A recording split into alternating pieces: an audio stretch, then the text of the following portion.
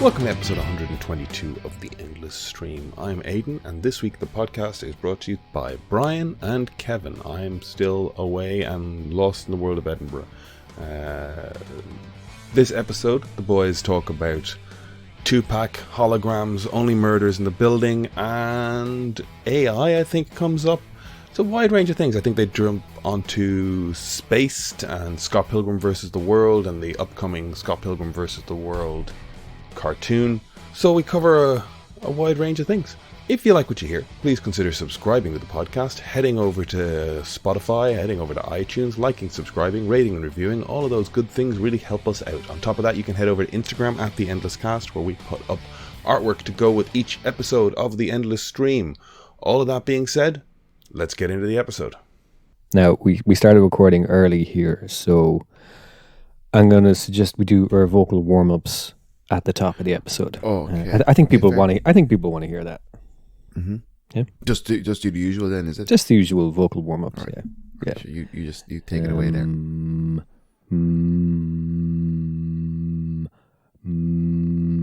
Mother, money, mascarpone. That's probably enough. Mm-hmm, Do you think? Mm-hmm. Mm-hmm. Yep. I'm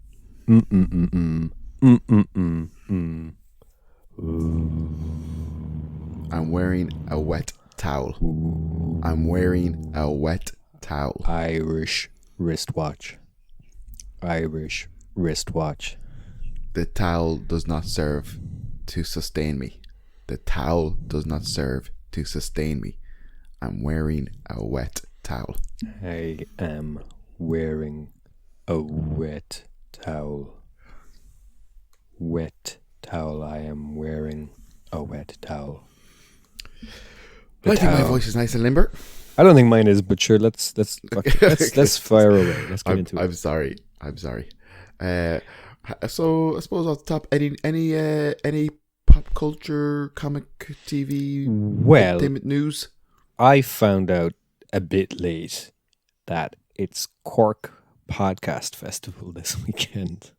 Oh wow! Yeah, I found out yesterday.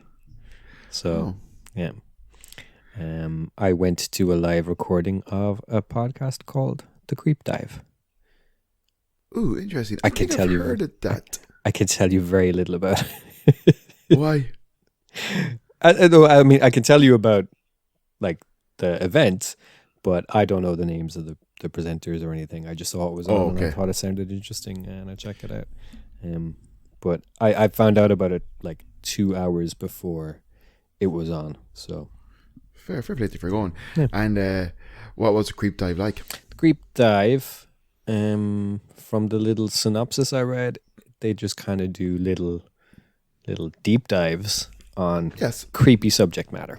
And it could be anything from, spooky stories, mysterious kind of stuff, con men, things like that. Just little... Yeah, just the good fun stuff. Dives. Dives into creeps. And would creeps encourage you to... All sorts. And would encourage you to listen to the podcast more? Would you check them out again? Sure. Yeah. Right, we seem to have some difficult thing. We have some difficult thing. Maybe Aidan wants to edit that question out because that's onto a whole different thing. It's Cork, so it's Cork podcast. It's Cork Podcast weekend. Festival. Is there any festival? Is there anything on today that you go to? There probably is. I haven't even checked it out. But you know what? Let's take a look right now. What is on today? Let's see. Now, it says it's on until today, but they haven't posted about any events today. Let's go to the website and see what's on today. A podcast called And Another Thing, Off the Ball. It doesn't look like there's anything on today, which is weird. Other than the whatever I said there, Off the Ball. The Critter Shed. Ooh, that looks interesting. There's a dude in the picture. There's a dude with looks like a tarantula on his arm. It's sold out. The Point of Everything with Owen O'Sullivan. Three, No relation, I imagine. 3 by the Lee. I don't know that one. Onus Sullivan, okay, yeah. Murder of Michael Collins, also on today. All right, so that's what's on today by the looks of it. Let's check out what the Critter Shed is. Michael Collins is a native of Cork. He is. He's Cork royalty. Well, he's Irish royalty. Yeah, but Cork especially, you know. Cork especially. So except for it's the Rose in Cork that killed him, apparently. No, he was shot in the head. Yeah. He was shot in the head. Yeah. Wasn't that a story? Did you ever hear that story? Go on. I'm not going to name names, but a story was told to me that a famous footballer's father would often go to award shows and collect his awards for him, as opposed to the famous footballer going there. And this Irish footballer's father had a reputation for having a penchant for drink, etc., you know, and being unruly. Long story short, he was being chauffeured to some award or something like that, and he was driving down. He was driving down some road, and the chauffeur, and this guy, they're all Irish, but the driver turned around to him and said, "Oh, this is the road that Michael Collins was killed on." And a man commented that he wasn't surprised because it was awful windy.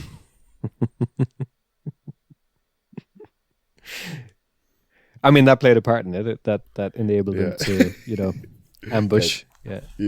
Have you ever been there? There you go. No, I don't. But not that I'm aware of. Yeah. We went there once at school. Yeah. Interesting. Yeah. Well, there you go. I'm sure some people can put together who's who in that story, but yeah. Yeah. Yes. Wouldn't take much Googling. No, but for someone like me who has no idea about football, I wouldn't have a clue where to start. Yeah, but we have deniability, so that's good. Yes, yeah. And so Critter Shed, did you Critter Shed? find anything? Yeah. It's kind of exactly what it sounds. It's a nature podcast about the less loved creatures of the world: spiders, scorpions, newts. Who doesn't love newts though? Who doesn't love newts? Yeah, and more. And how we can help them. If you like learning about the weird and wonderful side of nature, about things like spider sex, venom-packing frogs, or mind-controlling parasites, this is the podcast for you. With Collie Ennis and Colette Kinsella.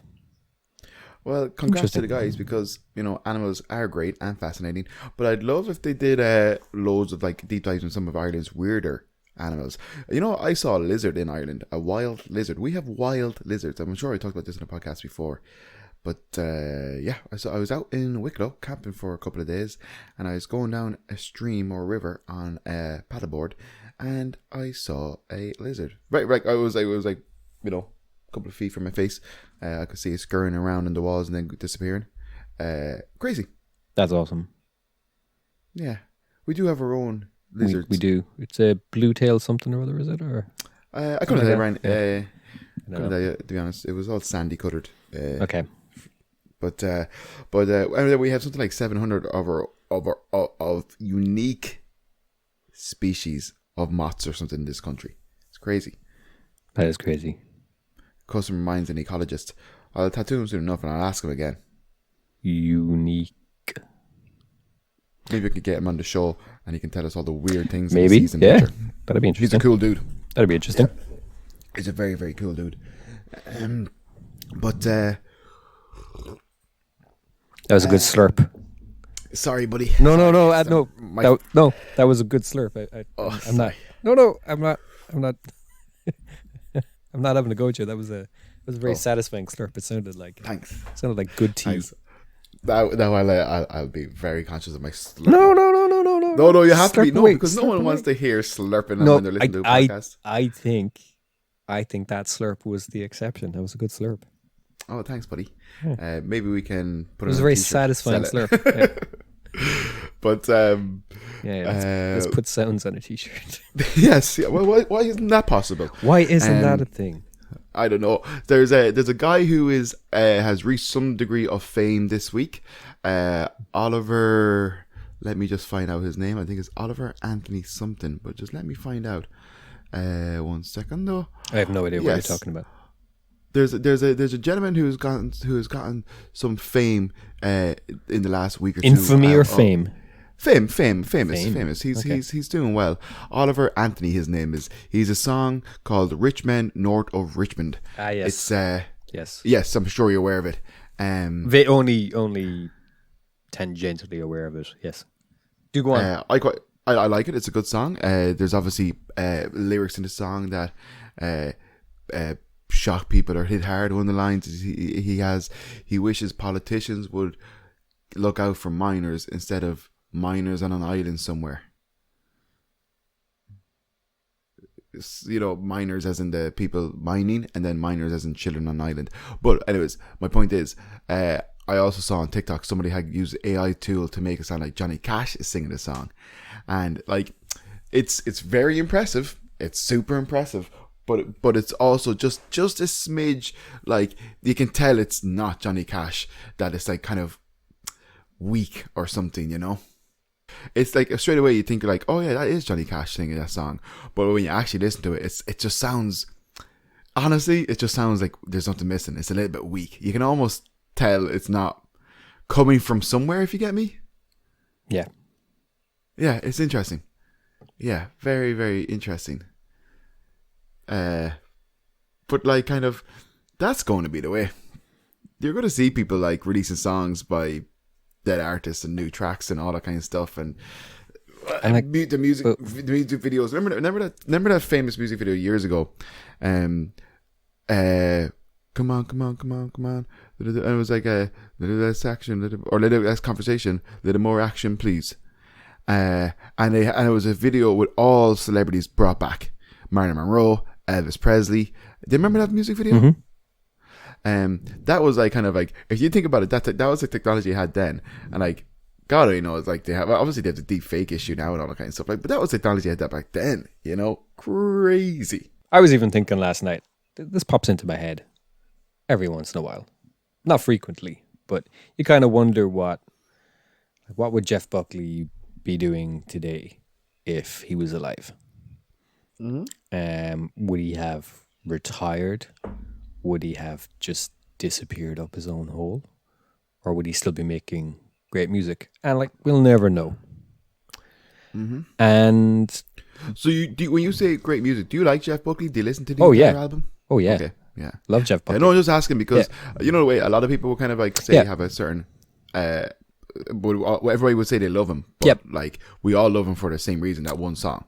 Yeah. Now, I only know Jeff Buckley because of that one song, and then he swam away and got into trouble and died. Mm-hmm. But yeah, that's all I'm asking. Yeah, no, I do. I listen to. You do like the album? I listen to the album, and I listen to the kind of, it's the one after it. It's called Sketches for My Sweetheart the Drunk, and the album was going to be called My Sweetheart the Drunk, and the idea is that these are the rough versions he was recording for it. And there's great songs on that, but it's not a cohesive album, but still fantastic. Yes, yeah. And I read a lot about him recently. I was doing a live podcast, so I read his wiki page. Nice. But get out of here. Like, yeah, you often wonder what would he still be up to, because he's such a such a great voice, and like would he be an asshole like John Mayer? Or anyway, point I'm kind of getting to is we can absolutely recreate with AI a song, but like, what's the point? It's just, I know, 100%. It's technology's best guess, and it's impressive that it can do it. It's highly impressive that it could write a song based on a large language model of the types of lyrics he'd write, and two, that we have the technology to very convincingly approximate his voice, and we even have the technology to animate him singing it. But it would look. We even had the technology to, like, say, feed all of his lyrics that he's written and all of his writings and musings into a machine, and then tell it to write a song about the disadvantaged in the boroughs of America, and then there you fucking go. There's a song written by him, sung by him. But it is wild. But who wants that? Like, it's. I know, no, not a clue, dude. Not a clue. Because as much as it might sound like him, what's the point? It's not him. But I even listened to that Johnny Cash recording. It's weird. Like, it's weird. Like, I'll send it to you later because honestly, it's like there's no vigor, or even if, like, you know, like Johnny Cash could sing something like, you know, Folsom Prison Blues or I Walk the Line or Boy Named Sue, Hurt, these type of songs, and like whether they're slow or they're kind of more upbeat, fast, like you can hear it in his voice, you know. Yep. But this one it's literally, I know it sounds so funny to say it, it's literally missing a soul, or that organic place is coming from. Like when I say like organic place, I'm talking about like the meat and bones. You know what I mean? Like it's you can hear it missing. Like it's weird.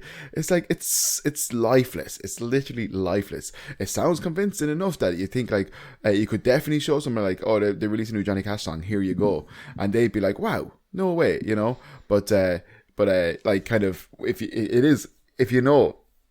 And you re-listen to it, it's like, yeah, it's lifeless. Anyways, can't wait to see what Tupac does. He'll be the most unfortunate person probably abused by AI. Yeah. Just in the sense of he's released more music post-mortem than he has pre-mortem. It's weird, like that's a whole Jackson, other probably. That's a whole other conversation, but. Right, as in, like, is he really dead? No, Machiavelli. Not even that. Just I don't even know what I'm saying. It's just weird which ones we latch onto as being, you know, kind of departed too soon. And, yes.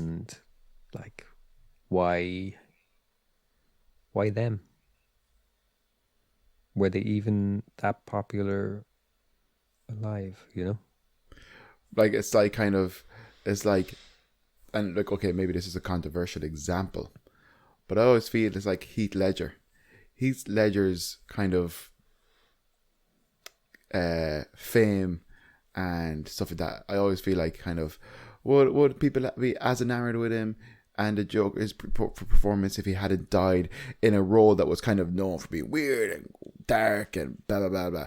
But I'm not saying, like, I think Heath Ledger was great as a Joker. I think he's brilliant. I think it's unfortunate that the way things worked out and all that kind of stuff, blah blah blah. I remember not being like particularly fussed that Heath Ledger was playing the Joker at the time, because I was also too young to really care. In a sense, I knew the news was coming out, and I could read people were upset by it, but I was also just like, it's a Batman movie with the Joker. Who cares? Like, as in, like, that's the good thing, guys. You know.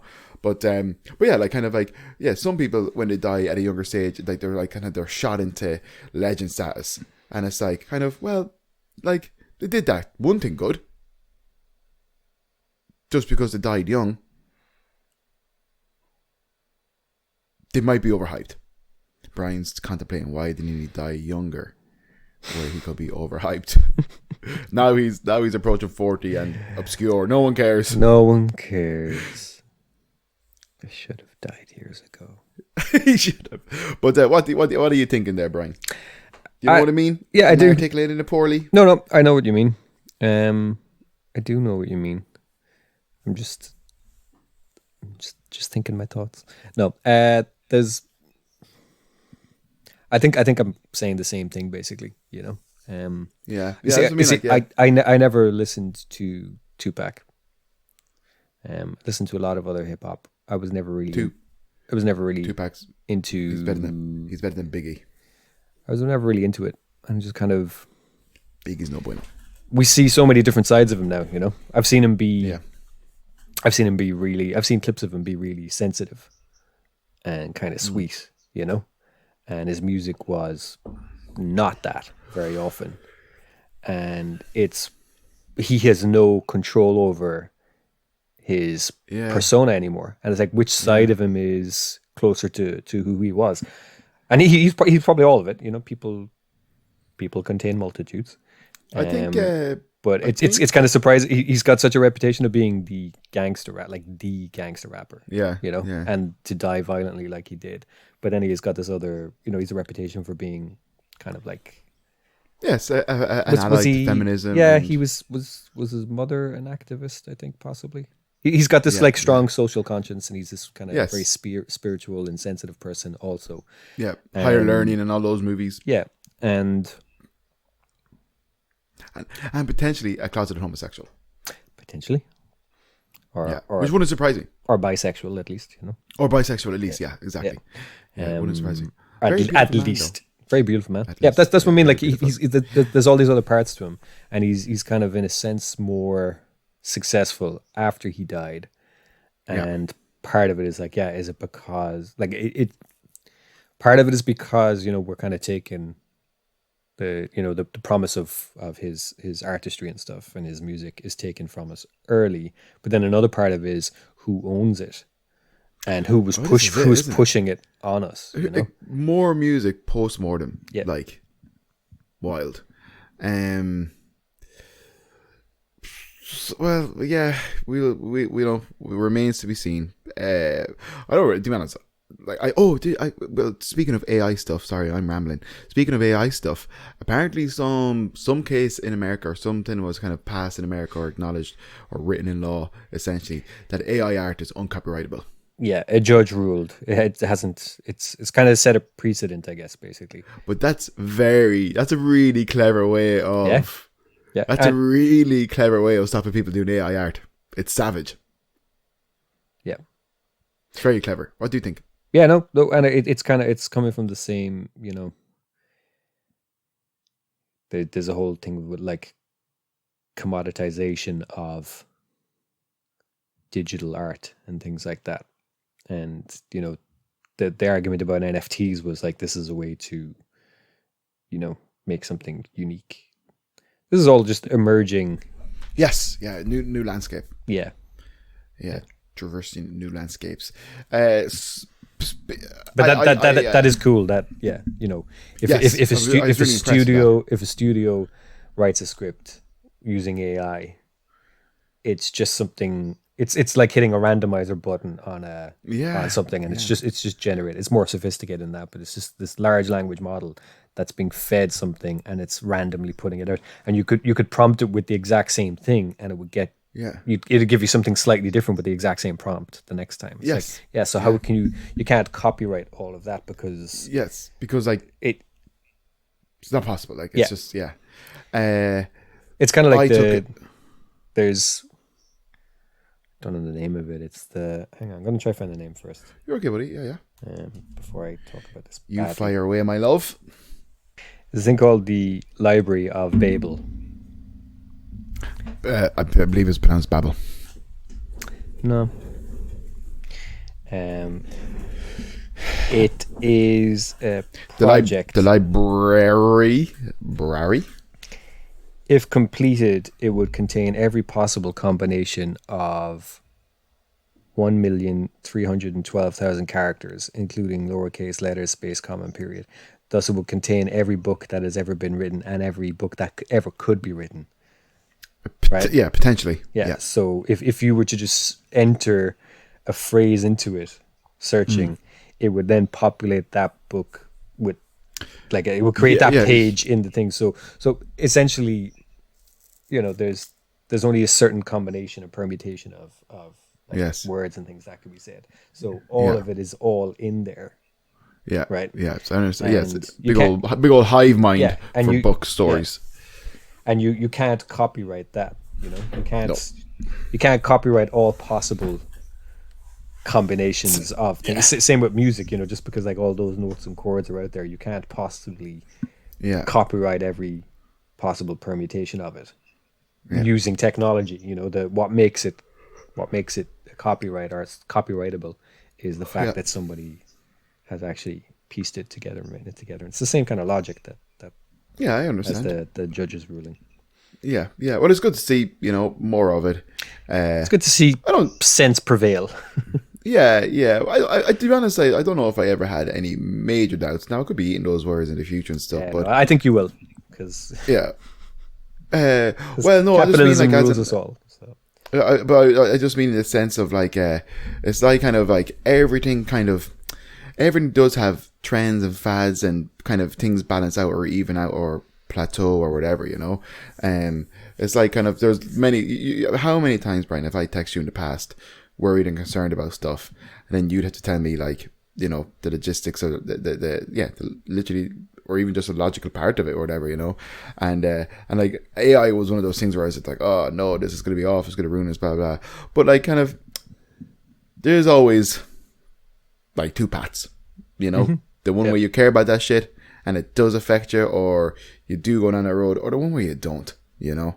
And lots of people will also go down the road that they don't, and they'll want organic art, they'll want, you know, like branding that's like informed by a person, you know what I mean. Like at the end of the day, like there's always going to be, like, they're both going to exist. You can just go which way you want, you know, and it won't affect you. It's in a sense, you know. And hopefully I'll be long dead before any of it actually matters.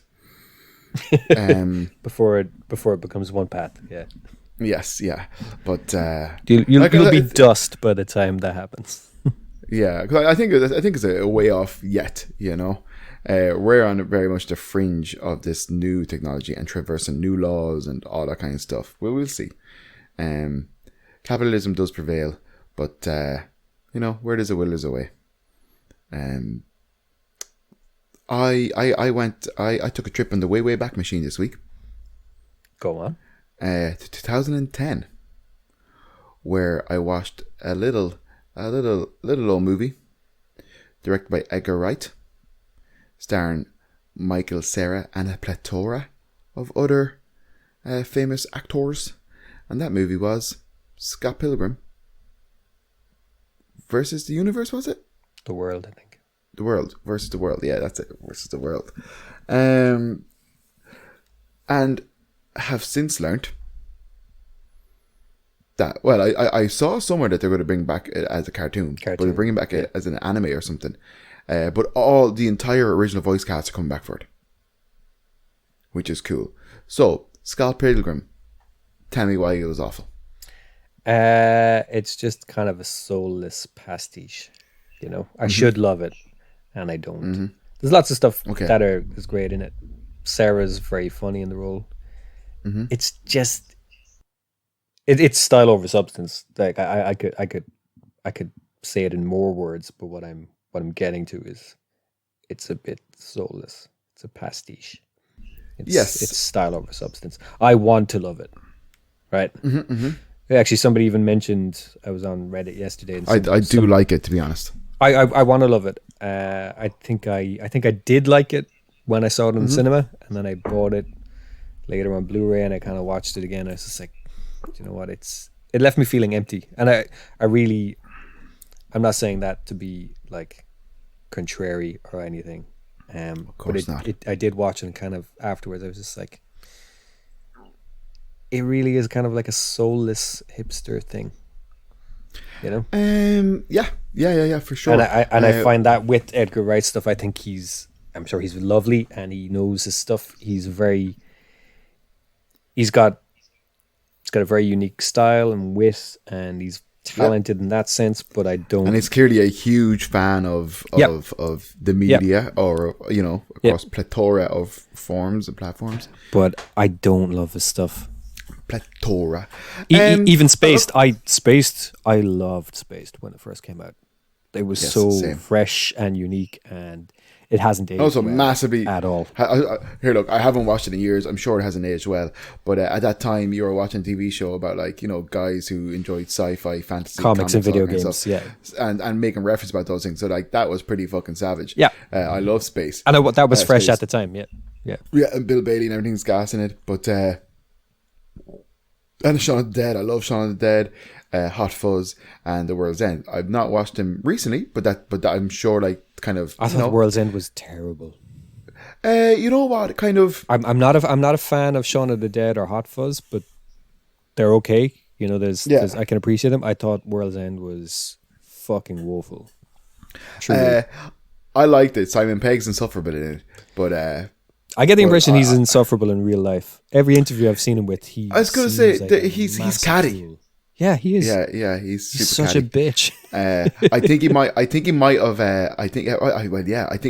To be honest, I've seen him in some stuff more recently, and I think he's kind of settled down a bit. Hope so. Yeah, but you know what you say. There was a while there where Simon Pegg was the shit, you know, and he did not handled it very well. Yeah, and it didn't turn into. Yeah, it didn't translate into larger success for him, and he seems very bitter. Yeah, but also because it's probably his attitude, you know, at the end of the day. Yeah. If you're trying to do X, Y, and Z, and you know, obviously sometimes it's hard to battle against different things, like, but attitude comes down to a lot of it as well, you know. For sure. Gotta do the right attitude. But look, I like Scott Pilgrim, so I am excited about the anime. Anime, okay, good, yeah. It might be a better media for adapting the book, but I haven't read the book either. And like the book itself seems kind of shallow to me as well, you know. But I've seen people say, you know, like coming to, and again, I haven't read it, so I don't know. But I've seen people kind of say, well, like that's the point. Scott is shallow. Yeah. He is a douchebag. Yes. And it's just like, well, I don't know if I want to. So this is what I was going to say, right? So basically, I liked the movie. Okay. Yeah. Like, as in, like, it's a fun, crazy movie. Loads of tropes. Like one of my friends, Terrence. Shout out to Terrence. He remember watching it years ago with another one of our friends, but she didn't grow up with the same, like, obviously, like, interests and likes and when things are happening, when people are bursting into coins and all this kind of stuff, she was just like, what the fuck is happening here? Like, she had no basis for it. You know what I mean? But she didn't understand, so I can see, like, okay, that's weird or whatever. But anyways, some of the tropey stuff in it, I like it. It's fun. It's serving. It's to a certain demographic of people who are into those things, you know. But I was watching kind of like, okay, 2010, they're all meant to be 22. I was 22 at the same time, so let's like I remember kind of thinking it was cool, and it was also like it also felt progressive at the time, you know, right. In a lot of ways, like kind of Ramona having like exes, you know. Scott keep on referring to her ex-boyfriends, but she's just like exes because, you know, they're not all male. And then like the likes of Wallace in it and all that kind of stuff. Wallace is Scott's best friend. He's played by Macaulay Culkin's brother. I can never think of his name. And Kieran, you know, yes, Kieran, yeah. And like he would have been a kind of like a different take on kind of a gay character at the time, you know. So there's lots of things at the time I think that were progressive, but then in hindsight, when you look back at it, it's just like, why is Scott Pilgrim dating a 17-year-old girl?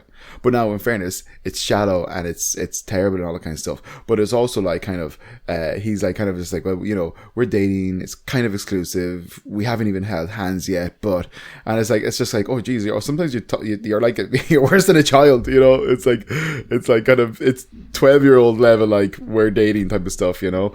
But anyways, no more than yourself. Afterwards, I was looking into it and seeing how it's perceived today and what people think about it and all that kind of stuff. And yeah, exactly that. People kind of saying like, Scott Pilgrim is on an arc, and like this is his shallow shithead, like whatever aspect of this arc and all that kind of stuff. But it's like, yeah, that's a stretch, you know? Yeah. He's not really redeemed, and it's just I don't know. I think a lot of its success is down to I'm talking about the comic now, down to like the comic's aesthetic and its sort of combination of nerd stuff, you know. Yeah, it's just it hits this sweet spot of Nintendo, anime, music in the, you know, is it Toronto? Would have been the music scene in Canada, Toronto, basically. Which has like this fucking amazing music scene. It just kind of hits the sweet spot of all of that stuff, but I just don't think it's very good. And the 90s, you know? nostalgia to a degree, there's a fair bit of that into it. Oh look, I enjoyed the movie. I have to say I enjoyed it, but I also kind of enjoyed it again, kind of just fucking super nostalgic, you know. And it's weird, but like, you know, when you say style over substance, I'm okay with style over substance because sometimes that's what I want. Yeah. Like, I'm okay for a visual feast, you know? I used to think I was, but I found stuff leaving me empty. I think it has to have... what I was going to mention earlier is Kung Fu Hustle. Oh, yeah, okay. We watched that together. It's one of your faves. It is phenomenal. Yeah, and I feel like Scott Pilgrim is trying to do a lot of what Kung Fu Hustle does. That's very interesting. You know, with the music and the comedy, the visual comedy, and all that kind of stuff. Yeah, they're very similar. Yeah, even the fighting style, or whatever you want to call it. Yeah, the music and stuff, the wire work and all that kind of stuff. Yeah.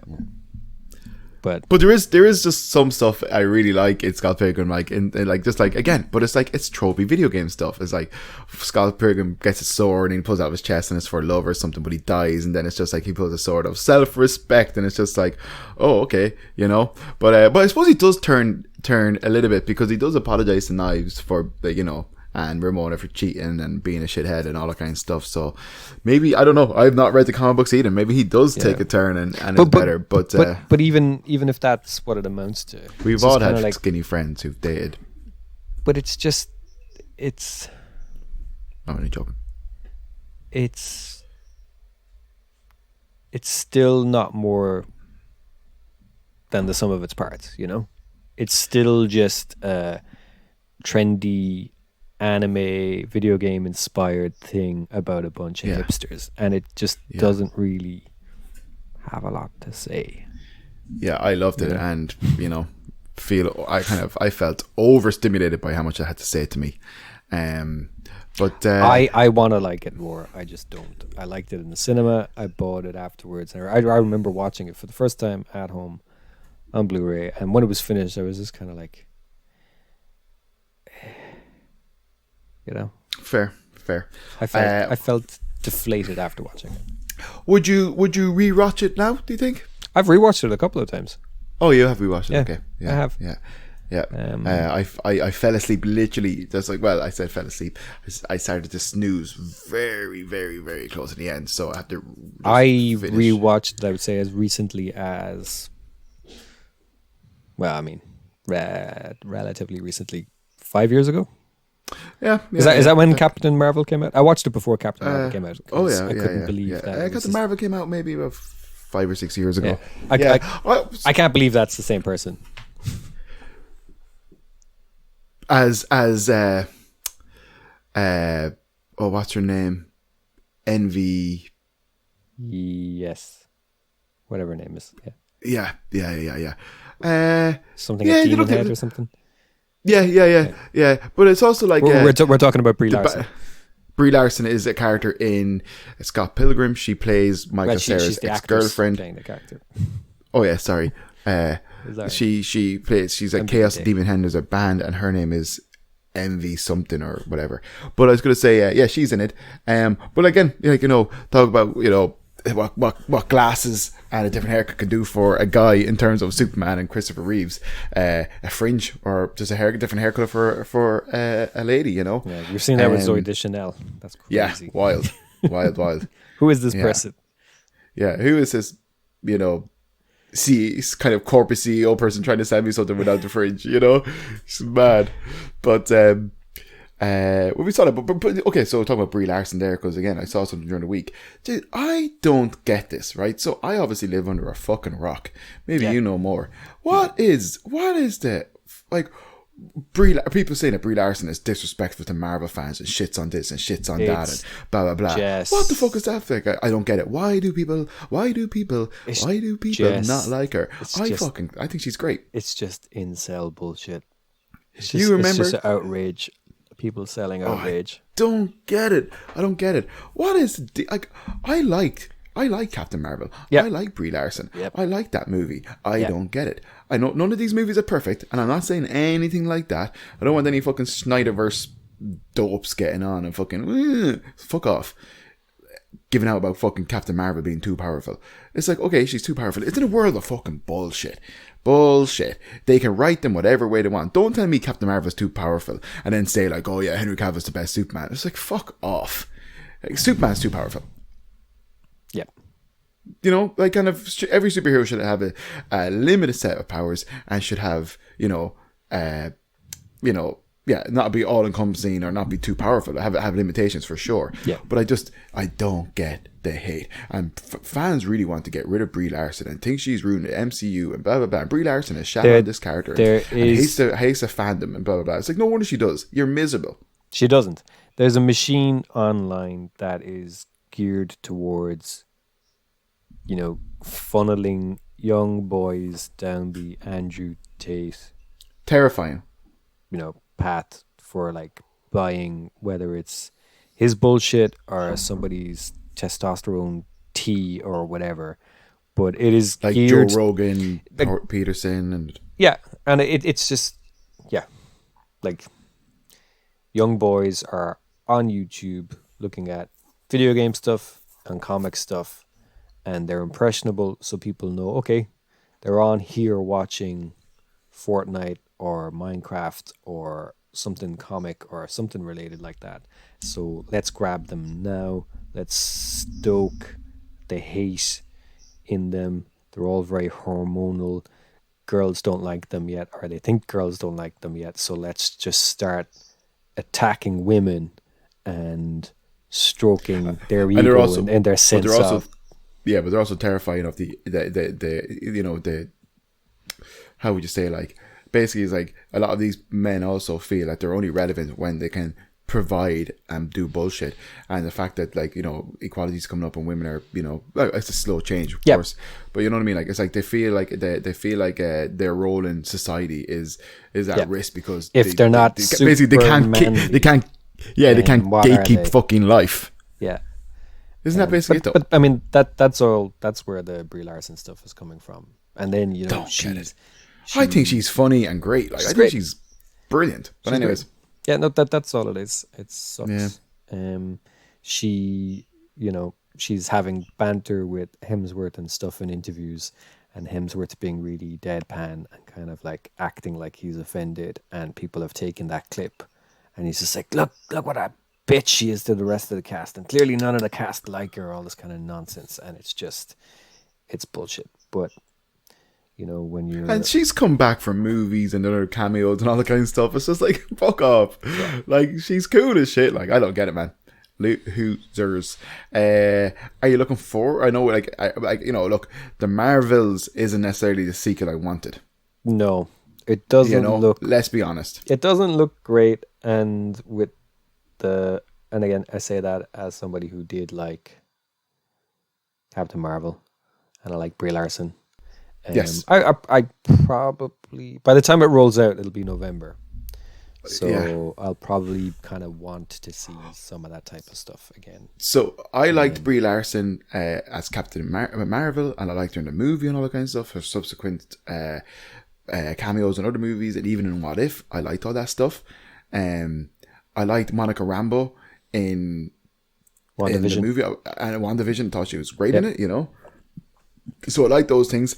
I have to admit, I'm not a big fan of Miss Marvel, but that's more kind of like how, to be honest, that's just more that the show fucking felt super cheap. I liked that show got off 2 episodes. Yeah, it got off to such a good start, and then it just... Yeah, like it could have been so much stronger. And but I wish... She's great. I just wish that they also kept her powers the same. Yeah. But... and I kind of, and that stuff, I get it. It's shitty to do in special effects, like, because, like, it's okay to draw a picture of a distorted, massive hand and stuff, but the second you do that on screen, it starts to look, it's that whole uncanny valley. Like, it looks bad. It is. It looks goofy. Yeah. I'm sure there's different ways, like they tried to go around it, but I understand kind of making it like a Green Lantern type of. Yeah, it made more sense. To a degree. Yeah, it does. It did make more sense, 100%. But yeah, like, kind of, I think, I don't know, maybe you can recall, because I can't really remember. I don't remember much chatter of Brie Larson being up for Captain Marvel initially, but I remember saying to you guys at the time that I think she'd make a class Captain Marvel. And Aiden texting, "Oh, Kev, it looks like you got your wish," because it was like Brie Larson cast as Captain Marvel, but I'm sure there was some sort of chatter beforehand, maybe, but that we were aware of. But I kind of, like, I don't know, man, like, kind of, look, all of these movies are good or bad, depending on the story. It doesn't matter who's acting as who or doing what. It's literally the story. Christian Bale, regarded as one of the best actors currently, credited with having one of the best roles in a comic book movie ever, and then when he was Gore the God Butcher, I didn't like it, He was wasted. Yes. So, doesn't matter who's who or do what's what. It's all about script and producers, probably. I'm hearing rumors that the Rick and Morty writers who were behind Doctor Strange and Quantumania, who were supposed to be working on the next 2 Avengers films, apparently they're no longer on it. But I don't blame them for how those films turned out either, you know? So I don't think that's necessarily fair, but we'll see. What did you say? They did Multiverse of Madness and Quantumania, was it? Michael Waldron did Loki and then Multiverse of Madness. I think he's still on Loki season 2. I like Multiverse of Madness. It was fine. It's fine. It's better than Ant-Man. It's fine.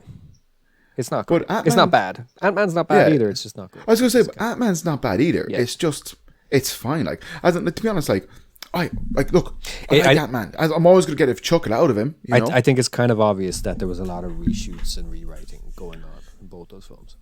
So yeah, fair. Yeah, I did like Doctor Strange. I have to say, because some of that stuff was like, I just kind of pretty scary looking and freaky. You know, I didn't like it's the Multiverse of Madness, and they trip through a bunch of different multiverses, and then they're in one that's pretty similar to. Yeah, and it's just like, call the film something else. Then you know. I know. Yeah. I do know. Yeah. To be honest, Marvel went a little bit gung ho on the titles. Yeah. With some of those movies, to be fair. There was another one. Oh, yes. So I'm sure this is in the same category as The Usual Dorks, but I saw that people are saying that Marvel is done with Elizabeth Olsen. Of course not. Yeah, it's like, I think Scarlet Witch is one of the most popular characters. She's one of the most popular in the MCU. They'd be lucky to have her back. Should she want to come back. Yeah. Because they'll be begging her to come back. Yeah. So, I don't know, people are saying that Marvel, I want to get rid of her and stuff. It's like, no. Nonsense people, nonsense things. Speaking of Ant-Man and Paul Rudd, I watched the latest episode of Only Murders in the Building. Have you? Yes. I still find that show, I do like it. too funny. I do like it. I'm always very hesitant to recommend it to people. It sounds like I'm really down in it, but I'm not. It's just, not the show I was kind of hoping it would be. But I do like it. Yeah, it's a super fun, super silly show, but, I love it. I think it's so funny. So funny.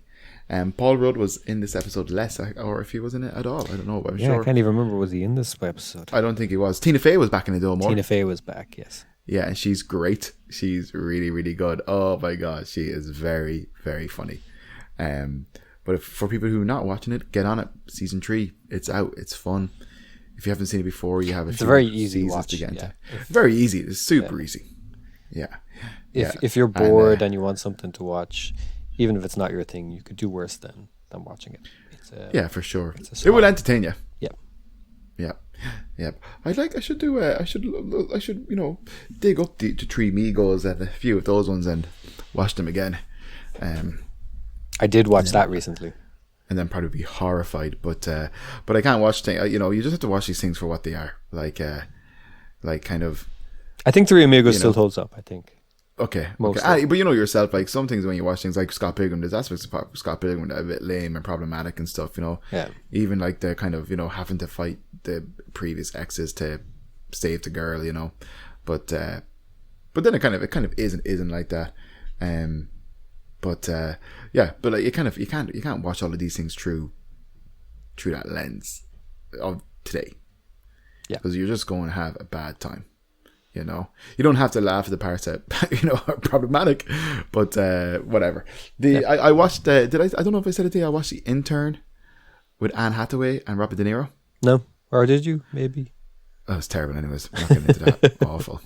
That's 2016. It's just awful. Did you watch Ahsoka?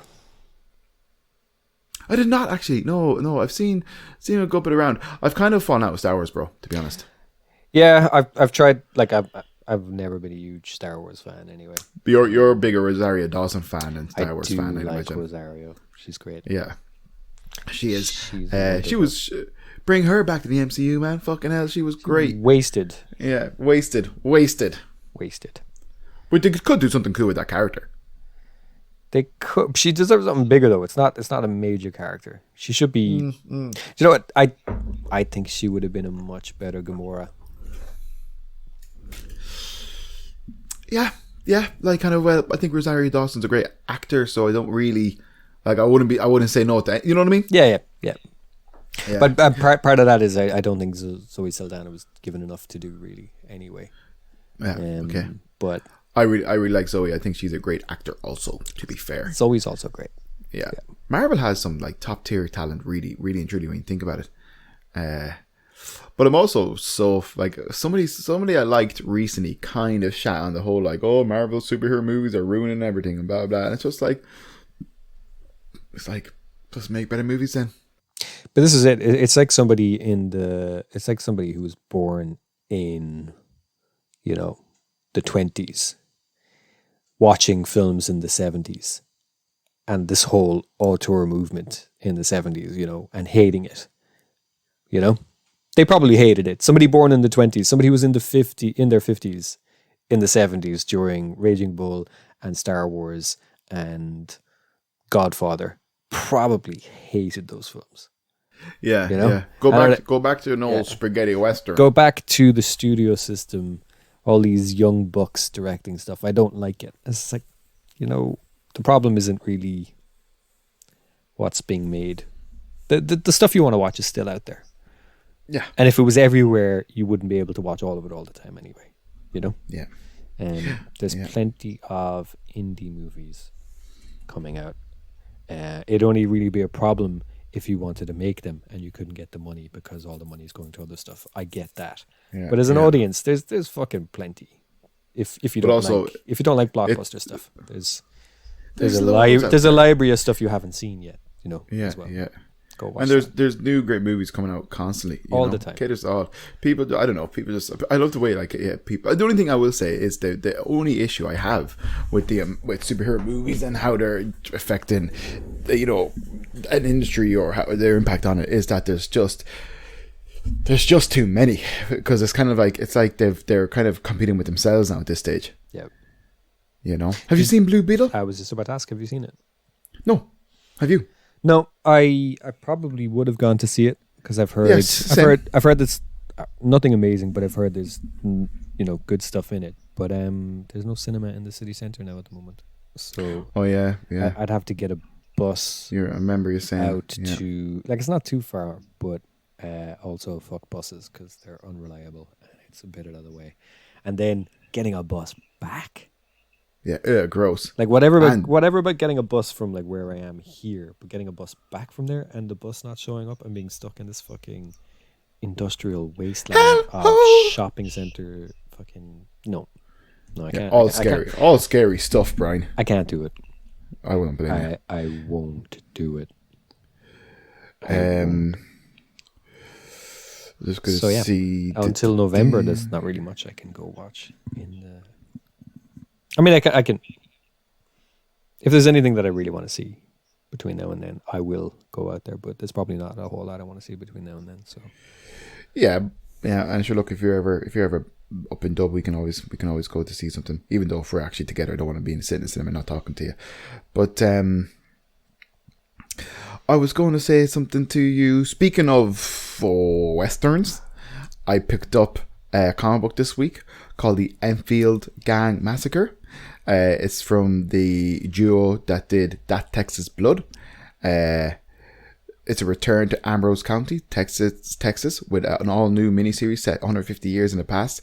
Gunslinging action meets dark frontier drama in this original Western thriller, as Montgomery Enfield and his gang of outlaws find themselves in the crosshairs of an aging Texas Ranger and a newborn county that's hungry for law. And it's Chris Condon is the writer and Jacob Phillips is the artist. Jacob Phillips' father is it Sean Phillips, who does all the stuff with Ed Brubaker? I'm not actually sure. That sounds right though. Yeah, I think it's Sean Phillips. The guy who does Criminal and stuff, was it? Or Yeah. I think it's Sean Phillips. It's his son. I follow Jacob also on TikTok. That Jacob Phillips, go follow him. He drinks Iron Brew, and then I was just like, oh, Iron Brew, I haven't had that in a while. Then I saw it in the shop and I bought some and it was disgusting. Not an Iron Brew fan, but I didn't know you could get it in the States. But I picked up the Scotland thing only. Me too. But I picked up the book anyways. I read it. Lovely artwork, lovely colours. It has like a newsprint grain to the pages, and I really love that. I really love that. I picked it up and I was thinking 2 pages like, oh, this is nice. It's like if I was ever to do a comic book, I would definitely do it with that grainy wood print or newsprint texture. Love it. Did I say wood print the first time? I meant newsprint. No, you said news first. Yeah. But picked up issue. Will that last? Is it actual newsprint or is it just feel like it? Oh, it's definitely feels like it. Okay. It's far more durable and thicker than newsprint. Okay, you know, good. it's like it's That's good. Yeah. So I picked that up. Anybody looking for a good Western comic that like kind of, you know, we don't need to know anything about it. You know what I mean? Like it's 150 years before that Texas Blood stuff, which to be honest, I've never read. And now kind of having read this one, I'd be interested in reading it, you know? Have you ever heard it? No. That's how they get you. That Texas Blood. I've just seen it, man. I've just seen it. The graphic novels in town. But there's no comic shop in Cork now. I know. What the hell? Yeah.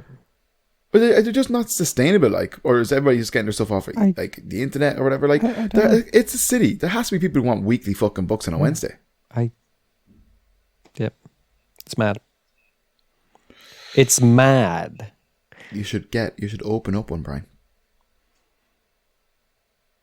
Yeah. Maybe. You should do it. You should. Have to sell coffee as well. Yeah, but you could sell coffee. It would have to be a place, not just a shop. You know, it'd have to be a place. A lifestyle choice. It would have to be a vibe. It'd have to be a whole vibe. Yeah. Right. Yep. Yeah, I could get it. God, going into a place that was your vibe would be awful. That's not true. You take that back. I will not. But it'd be dogs, comics, and coffee. It probably would be lovely. It would be lovely. It would be lovely. Sorry, don't do it then. Fucking no. You ruined it. I've ruined it. You ruined it. That's fair. I ruined most things like that. Speaking of ruining things, this is the end of this episode. I'll see you next week.